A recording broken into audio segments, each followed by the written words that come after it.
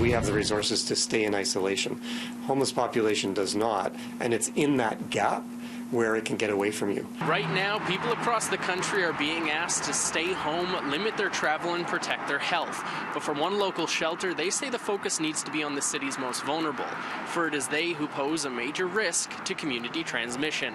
Nobody's given nothing. Nobody's giving you Nothing. any information? No. Meet Billy, a man who's lived on and off the streets of Winnipeg for years. On any given day, he struggles to find food, he's in constant pain, and he's forced to live on little money. With no phone or television, he's not able to get information in order to protect himself from COVID-19. You would never be able to find that information out. And I wouldn't be able to do it. Right. When you live on $200 a month and you starve 3 weeks of the month, you have to eat.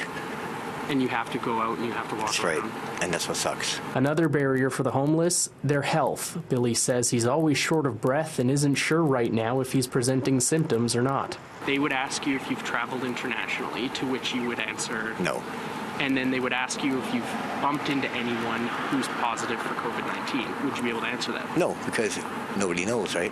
Billy knows dozens of people who rely on using a shelter every night, and he says there's a good chance you're brushing shoulders or coming in close contact with someone.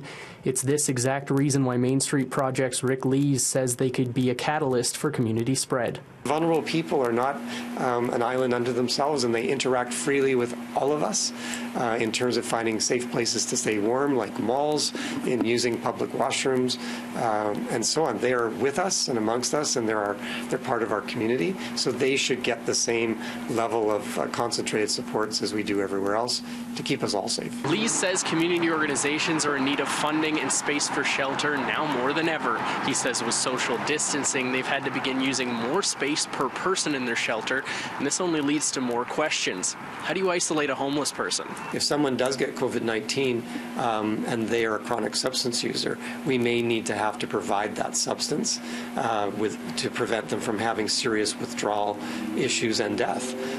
If somebody's a chronic meth user or a chronic alcohol user, to immediately not have that available to them while they isolate could move to another life-threatening issue. Lee says the vulnerable are more often than not immunocompromised, so the spread would be fast-tracked, and those people are known to travel around Manitoba as a whole looking for their next place to get shelter. Lee's solutions, more shelter, and the ability to send advanced care paramedics out to do on-the-ground testing.